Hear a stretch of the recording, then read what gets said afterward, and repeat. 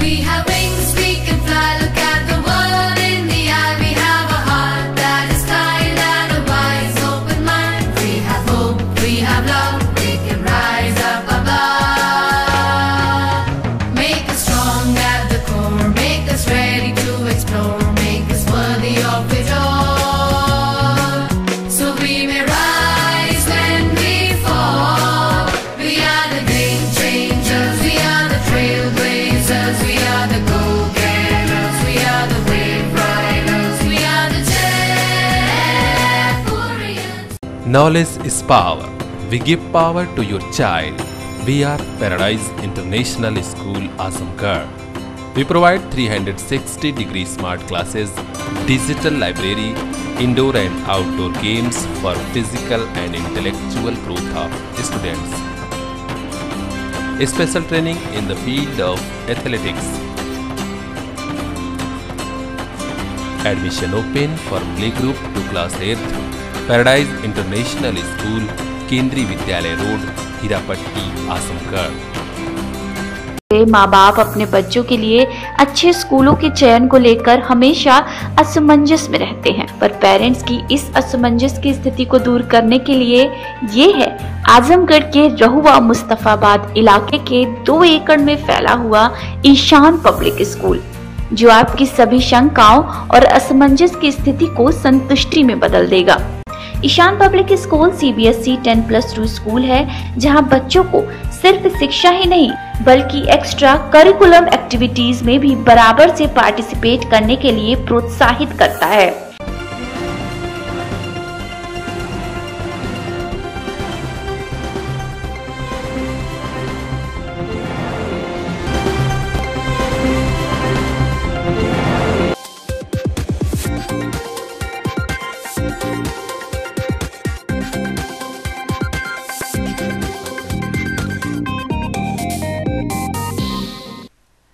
आजमगढ़ के मेहनगर विधानसभा से समाजवादी पार्टी के विधायक कल्पनाथ पासवान ने एक बार फिर आत्महत्या की चेतावनी दी है। कहा कि लग रहा है कि उन्हें न्याय नहीं मिलेगा, उनके लिए 10 लाख रुपए बहुत बड़ी चीज है। शुक्रवार को आजमगढ़ के कलेक्ट्रेट के समक्ष डॉक्टर अंबेडकर पार्क के पास पहुंचे विधायक ने कहा कि शहर के शारदा चौराहे के समीप गरुण होटल से 10 लाख रुपए गायब हुआ था, लेकिन बार बार SP से लेकर DIG तक की फरियाद व दौड़ भाग के बाद भी मुकदमा दर्ज नहीं हुआ। लाचार होकर विधानसभा में आवाज उठाने पर मुकदमा दर्ज हुआ, लेकिन अब तक मामले में कोई प्रगति नहीं हुई है। मामले में जांच पड़ताल में हिला हवाली की जा रही है। जब एक विधायक के साथ ऐसा हो सकता है तो आम आदमी के साथ क्या होता होगा। होटल मालिक के साजिश के आरोप पर कहा कि जब से रुपया गायब किया है तब से जगह जगह ऐसे ही आवाज उठा रहे हैं। जनता जानती है कि कल्पनाथ पासवान कैसे आदमी है, वह ईमानदारी की राजनीति किए हैं और आगे भी करेंगे। आपको बता दें कि आजमगढ़ जिले के मेहनगर से सपा विधायक कल्पनाथ पासवान मूल रूप से मेहनगर थाना क्षेत्र के गंजोर गांव के निवासी हैं। उनका आरोप था कि वह 22 दिसंबर को लखनऊ से रोडवेज की बस पर सवार होकर जिला मुख्यालय आए। बस से उतरने के बाद वह शहर के शारदा चौराहे स्थित गरुण होटल पर पहुंचे।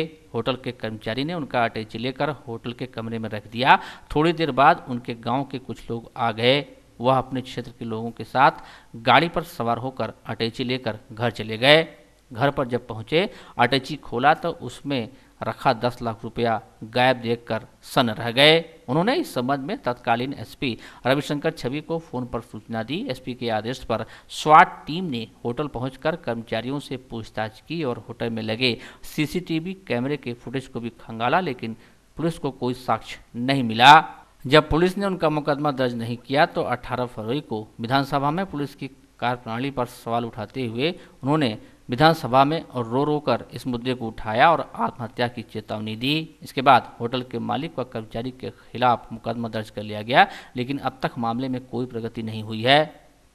तब आजिज आकर सपा विधायक ने एक बार फिर आत्महत्या की चेतावनी दी है। गायब हुए और कब गायब हुए? ये शारदा चौराहे पर स्थित होटल गरुण से ये मेरे 10 लाख रुपए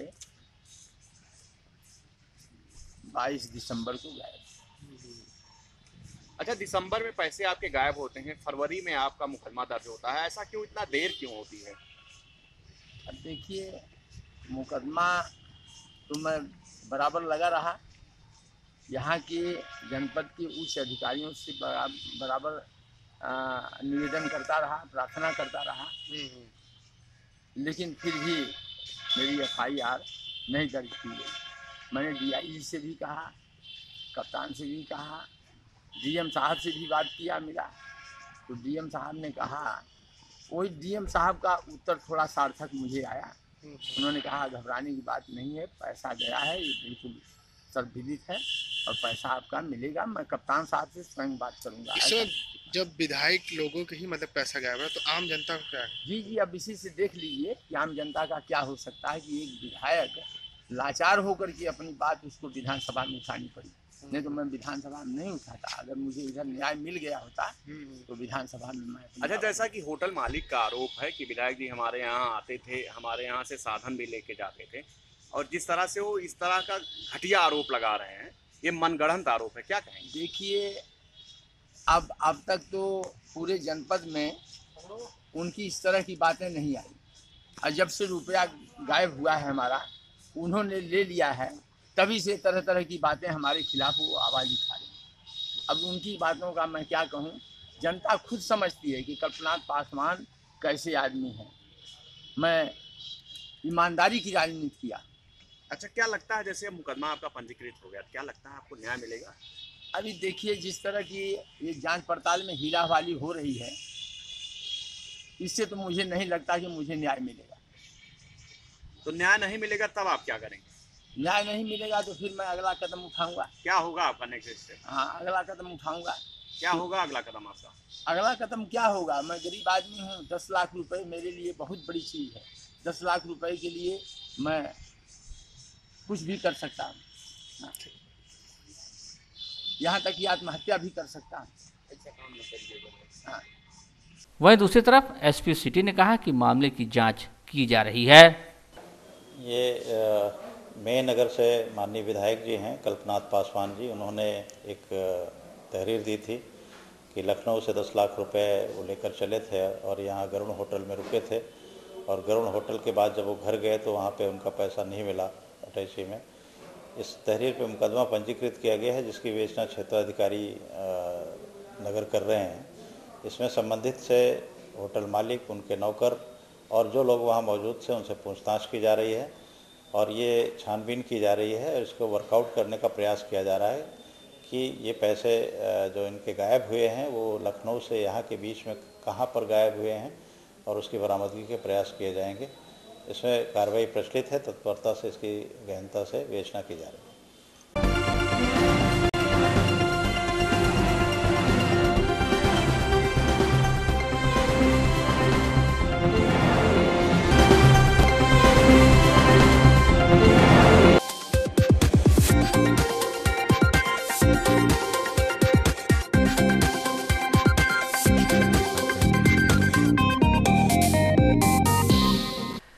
गुरुवार को जनपद बस्ती की दीवानी कचहरी में दिन दहाड़े अधिवक्ता जगत नारायण यादव की उनके चैम्बर में अज्ञात बदमाशों ने गोली मारकर हत्या कर दी थी, जिसके विरोध में शुक्रवार को दीवानी न्यायालय अभिभाषक संघ की आपात बैठक बुलाई गई। बैठक में सभी अधिवक्तागण द्वारा 2 मिनट का मौन रखकर मृत अधिवक्ता की आत्मा की शांति के लिए ईश्वर से प्रार्थना की गई और न्यायिक कार्य से विरत रहने का निर्णय लिया गया। इस दौरान अधिवक्ताओं ने मृतक के परिवार को 50 लाख रुपए की आर्थिक सहायता एवं उनके परिवार के एक सदस्य को सरकारी नौकरी देने के साथ ही हत्यारों को जल्द से जल्द गिरफ्तार करने की मांग किया। बैठक की अध्यक्षता संघ के अध्यक्ष ठाकुर प्रसाद त्रिपाठी एवं संचालन मंत्री वीरेंद्र प्रताप सिंह ने किया। बस्ती में एक अधिवक्ता जगत नारायण यादव को सिविल कोर्ट बस्ती के अंदर उनके चैम्बर में कुछ अज्ञात लोगों द्वारा गोली मारकर हत्या कर दी गई है, और मंत्री बस्ती के मोबाइल वार्ता हुई, हमसे सहयोग मांगे। उसके विरोध में आज हम लोग संपूर्ण दिन न्यायिक कार्य से विरत रहे हैं और शासन से मांग किए हैं कि मृतक के परिवार को 50 लाख रुपया मुआवजा दिया जाए और उनके परिवार को एक सदस्य को सरकारी नौकरी उत्तर प्रदेश सरकार द्वारा दिया जाए। हमने सरकार से मांग किया है और उसकी प्रति हम उत्तर प्रदेश सरकार को भेज रहे हैं और बस्ती सिविल कोर्ट के मंत्री को अपने इस प्रस्ताव की एक प्रति में भेज रहा हूं। हाँ, बस्ती में अधिवक्ताओं ने, वहां के पूरे संघ ने यह डिमांड किया है कि अनवरत हड़ताल पर है जब तक कि वहां की गिरफ्तारी नहीं हो जा रही है। आगे के लिए जब वो हमसे सहयोग मांगेंगे तो हम उनका पूरा सहयोग करेंगे।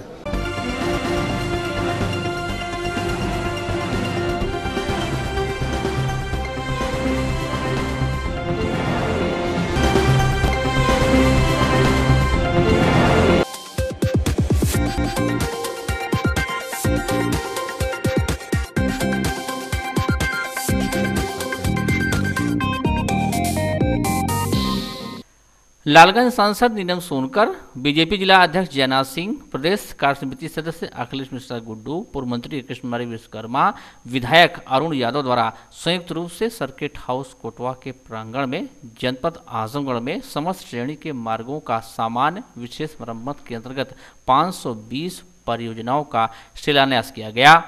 इस अवसर पर सांसद नीलम सोनकर ने बताया कि 520 परियोजनाओं की स्वीकृति उपरांत बजट प्राप्त हो गया है। इसके साथ ही कार्य जल्द ही प्रारंभ कर दिया जाएगा। बताया कि 520 परियोजनाओं की कुल लागत 73 करोड़ 41 लाख 83 हज़ार रुपये है तथा मार्गों की लंबाई 723 किलोमीटर है।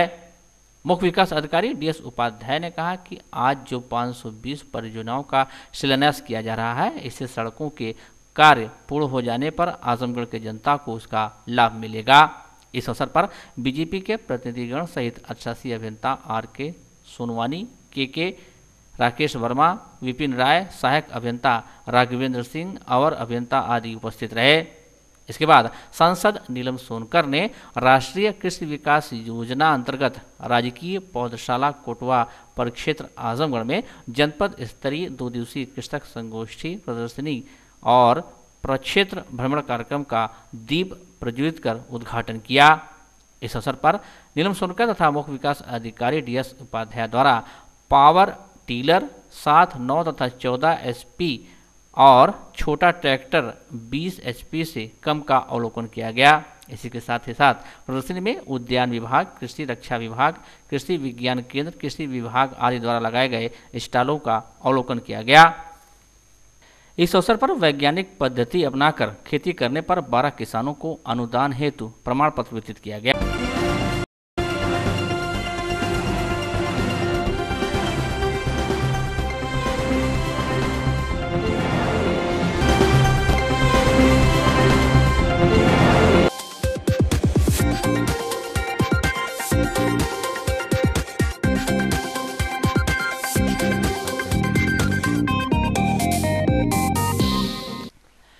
परंपरागत उद्योगों की बात करें तो संसाधन और आर्थिक तंगी के कारण जहां लोग रोजगार पाने के लिए दूसरी जगह पलायन करते थे, वहीं मौजूदा सरकार ने परंपरागत उद्योगों को बढ़ावा देने के लिए महत्वपूर्ण योजना चलाई है। उद्योगों को बढ़ावा देने के लिए सरकार ने विश्वकर्मा सम्मान योजना शुरू की है, जो परंपरागत कार्य करने वाले नाई, दर्जी, लोहार, बढ़ई, कुम्हार आदि के लिए वरदान साबित हो रही है। इन्हें शासन द्वारा 6 दिन का प्रशिक्षण दिया जाता है। साथ ही जानकारी में प्रधानमंत्री रोजगार सृजन कार्यक्रम, मुख्यमंत्री युवा योजना, प्रधानमंत्री मुद्रा योजना, स्टैंड अप योजनाओं की विस्तृत जानकारी देकर इन्हें लाभान्वित कर उनके जीवन में सुधार किया जाता है। जनपद आजमगढ़ में 8 ट्रेड का चयन किया गया है, जिसमें नाई को 25, दर्जी को 25, 25 सुनार, कुम्हार 25, लोहार 25, बढ़ई को 25, मोची 25 और हलवाई को 25 लाभार्थियों का चयन कर उन्हें प्रशिक्षित किया गया है। इन लोगों को 5,500 हज़ार का टूल किट दिया गया है। उद्योग के संयुक्त उपायुक्त रंजन चतुर्वेदी ने बताया कि हस्तशिल्पी में जो कार्य करते हैं उनका जीवन स्तर बढ़ नहीं पाता, क्योंकि बैंकों से आसानी से उन्हें लोन नहीं मिल पाता। सरकार की योजनाओं से उन्हें जोड़ दिया जाता है तो आसानी से बैंक लोन दे देते हैं। अब तक परंपरागत उद्योगों में 1.5 करोड़ का लोन लोगों को दिया गया है, जनपद आजमगढ़ में सबसे खास बात यह रही कि विश्व स्तर के परंपरागत उद्योग जिले के निजामाबाद में ब्लैक पॉटरी की कलाकृति प्रसिद्ध है। यहाँ शिल्पकार अपने जादुई हुनर से यहाँ मिलने वाली विशेष काली मिट्टी से एक से डिजाइन के उपयोगी फैंसी सामानों का निर्माण कर लोगों को कायल बना दिए हैं। दीपावली में बेहतरीन डिजाइनों के दीपक तो देश के कोने कोने तक जाते रहे हैं। हालांकि कुछ वर्ष पूर्व सरकारों की उपेक्षा के चलते ये शिल्पकार रोजगार के लिए महानगरों में जाकर मजदूरी करने को मजबूर हो गए थे। वर्तमान सरकार ने इसे वन डिस्ट्रिक्ट वन प्रोडक्ट में चयन किया है, जिसे ब्लैक पॉटरी के दिन बहुरने लगे हैं। परंपरागत उद्योगों को बढ़ावा देने के लिए शासन द्वारा एक बहुत ही महत्वपूर्ण योजना विश्वकर्मा श्रम सम्मान योजना संचालित की गई है।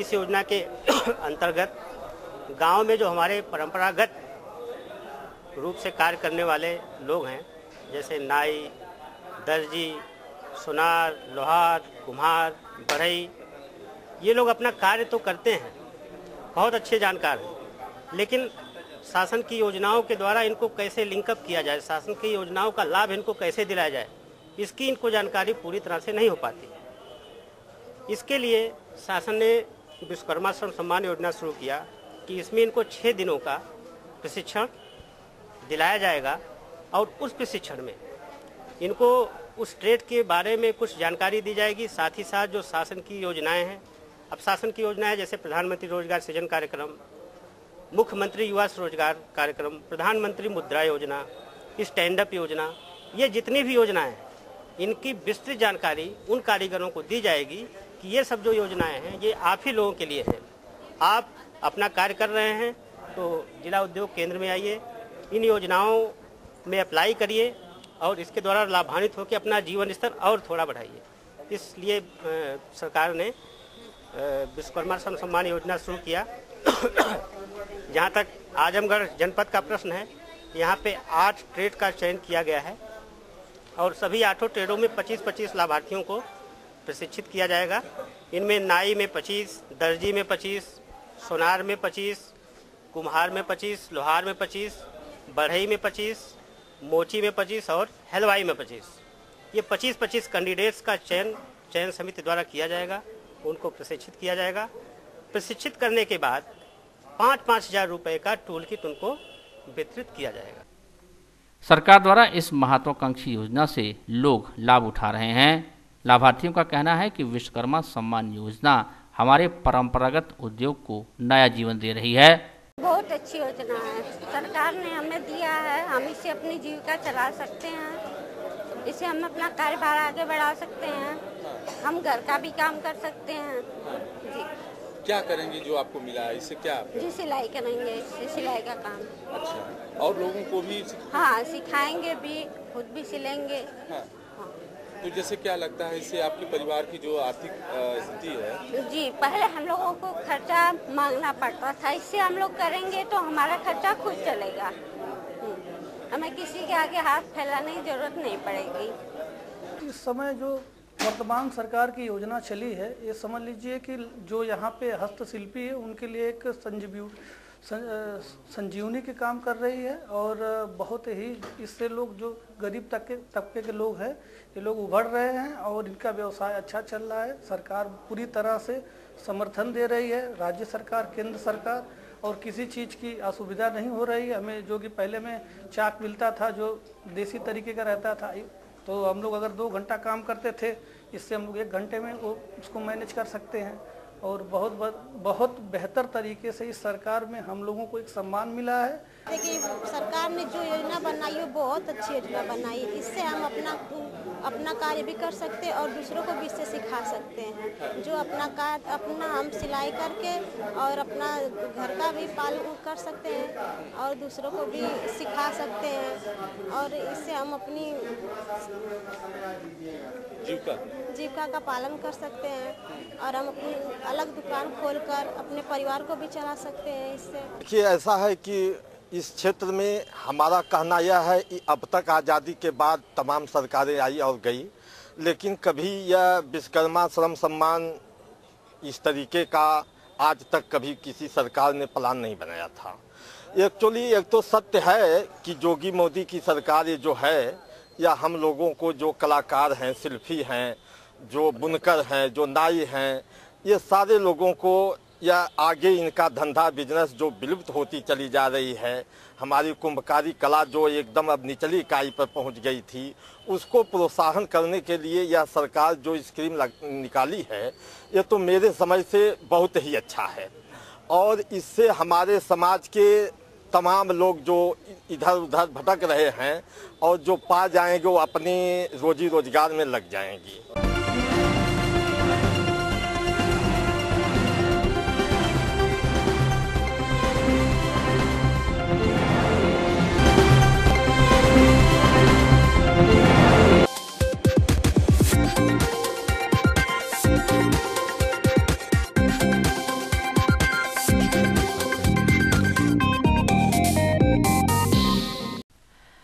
अपनी 9 सूत्री मांगों को लेकर बहुजन क्रांति मोर्चा ने शुक्रवार को जिला मुख्यालय स्थित रिक्शा स्टैंड पर धरना दिया और इसके बाद महामहिम राष्ट्रपति को नामित ज्ञापन जिला प्रशासन को सौंपकर जेल भरो आंदोलन कार्यक्रम चलाया।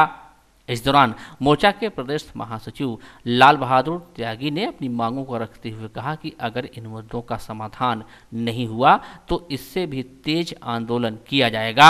आज जेल भरो आंदोलन हम इसलिए कर रहे हैं कि 8 अक्टूबर 2013 को माननीय सुप्रीम कोर्ट द्वारा चुनाव आयोग को ये चेतावनी दी गई थी, जो फैसला आया था कि ईवीएम मशीन से जो चुनाव होगा उसमें टिल पेपर लगाया जाएगा, लेकिन चुनाव आयोग ने कहीं कहीं छिटपुट में लगाया, यानी 100 की जगह में 1 जगह सिर्फ लगाया, बाकी 99 जगह नहीं लगाया। और सुप्रीम कोर्ट का जो है कि विरोध में चुनाव आयोग काम किया। अभी जल्दी में जो कि भारतीय संविधान में आर्टिकल 16(4) में आर्थिक आधार पर आरक्षण कहीं नहीं है, लेकिन अभी ये भाजपा के लोगों ने 10% आरक्षण जो सवर्णों को दे दिया है, उसके विरोध में भी हम आज बहुजन समाज के लोग आज धरने पे बैठे हुए हैं। और जो विश्वविद्यालय में 13% रोस्टर लागू किया गया है, इसके विरोध में भी हम इसका विरोध कर रहे हैं। और अगर ये भाजपा गवर्नमेंट इन सारी हमारा जो मुद्दा अगर इसको वापस नहीं लेती है तो हम बहुत बड़े पैमाने पर आज तो जेल भरो आंदोलन हम कर रहे हैं। आज 550 जिले में पूरा जेल भरो आंदोलन हो रहा है। अगर 5 तो हम जो है कि इससे बड़े पैमाने पर हम धरना प्रदर्शन करेंगे और जेल भरो आंदोलन करेंगे।